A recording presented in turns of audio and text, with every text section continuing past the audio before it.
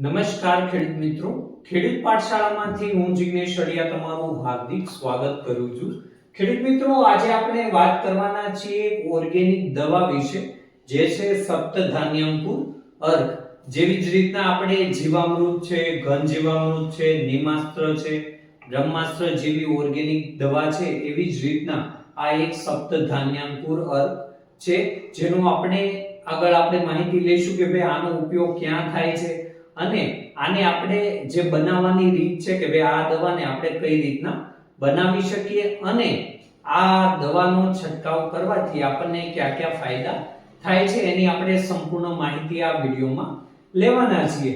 તો ખેડૂત મિત્રો, પહેલા તો આપણને એવું થાય કે ભાઈ આ સપ્તધાન્યંકુર અર્ક જે છે ઈ શું છે અને એનું કામ શું છે. તો આપણે આના નામથી જ ખબર પડે. સપ્ત એટલે કે 7 અને ધાન્યંકુર એટલે જે ધાન્ય અને કઠોળ પાક હોય છે ઈ બંનેનું મિશ્રણ. એટલે કોઈ પણ 6 થી 7 એવા ધાન્ય અને કઠોળ પાક હોય જેનું આપણે મિશ્રણ કરીને એક દવા બનાવીએ એટલે ઈ છે સપ્તધાન્યંકુર અર્ક. અને બીજો આપણને પ્રશ્ન એવો થાય કે ભાઈ આ દવાનો છંટકાવ કરવાથી મતલબ કે આ દવાનો ફાયદો શું છે.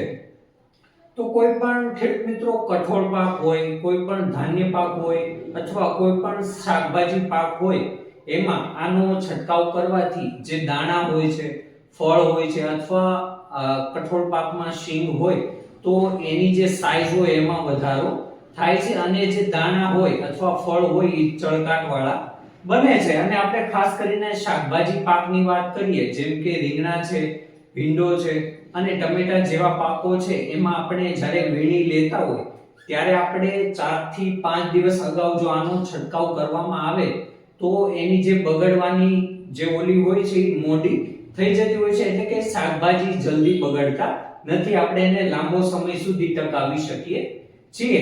અને બીજી વસ્તુ એ કે જ્યારે પાકની છેલ્લી અવસ્થા હોય ત્યારે આપણે ઘણા બધા જે કેમિકલ વાળા વૃદ્ધિ નિયમનકારકો અને ખાતરોનો આપણે ઉપયોગ કરતા હોઈએ છીએ, જેમ કે જીબ્રેલિક એસિડ છે,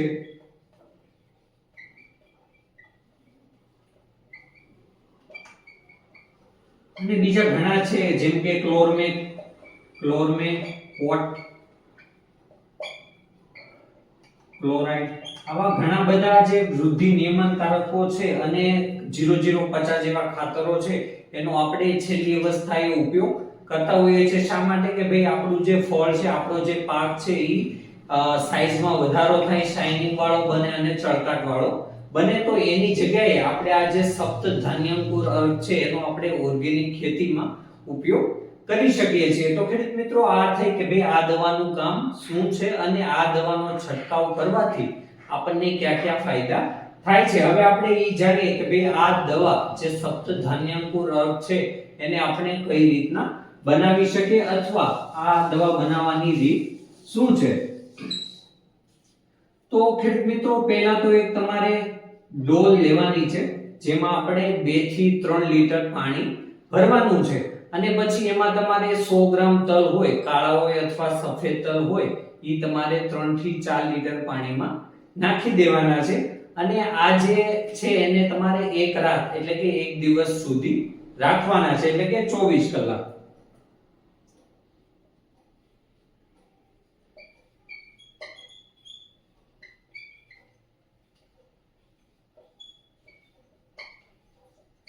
પછી જ્યારે બીજો દિવસ આવે ત્યારે તમારે એમાં 100 ગ્રામ મગ છે, 100 ગ્રામ અડદ, 100 ગ્રામ મઠ, 100 ગ્રામ ચોળી, અહીં આપણે લખી દઈએ જેથી આપણને આ ખબર પડે. 100 ગ્રામ મઠ, 100 ગ્રામ મગ, 100 ગ્રામ અડદ, 100 ગ્રામ ચોળી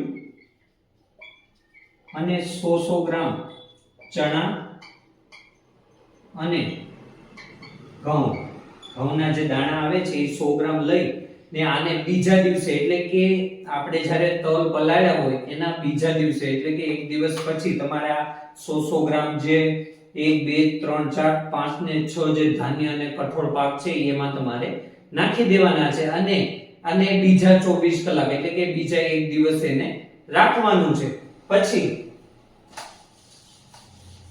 જે પાણીમાં તમે એને પલાળ્યા હોય એ પાણી તમારે કાઢી નાખવાનું છે, એટલે એને આગળ એનો ઉપયોગ થશે, પણ જે એમાંથી પાણી છે એ કાઢી નાખવાનું છે. અને જે આ બીજા કઠોળ અને ધાન્ય પાકનું જે છે,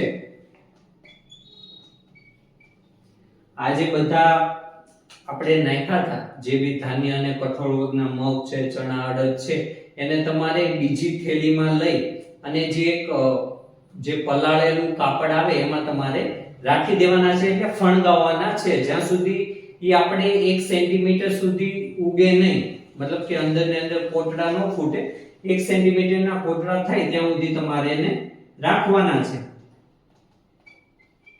1 સેન્ટીમીટરના ફણગાવેલા, જ્યારે આ મગ, તલ, અડદ ને એ બધું થઈ જાય ત્યારે પછી એની તમારે ચટણી બનાવવાની છે. જ્યારે જે ફણગાવેલો મગ હોય, અડદ હોય, એનો જે કોટડો હોય એ 1 સેન્ટીમીટરનો થઈ જાય ત્યારે પછી એની આપણે ચટણી બનાવી દેવાની છે. અને એ પછી આપણે 200 લીટર એક ટીપણામાં અથવા ટાંકીમાં પાણી લેવાનું છે અને એમાં આપણે 10 લીટર ગૌમૂત્ર નાખવાનું છે. અને આ જે ફણગાવેલા જે મગ, અડદ છે, ચણા છે, એનું તમારી જે એની ચટણી બનાવી છે એ પણ એમાં નાખી દેવાનું છે અને આપણે એને સતત હલાવતું રહેવાનું છે. અને જ્યારે એનું મિશ્રણ તૈયાર થઈ જાય પછી એના 2 કલાક પછી તમે એનો છંટકાવ કરી શકો છો. અને જ્યારે 2 થી 3 દિવસ એટલે કે 48 કલાક સુધી તમે એનો છંટકાવ કરી શકો છો. આના તમને ધાન્ય પાક, કઠોળ પાક, ફળ પાકો અને શાકભાજી પાકોમાં તમને ખૂબ સારા પરિણામ જોવા મળશે. ધન્યવાદ ખેડૂત મિત્રો.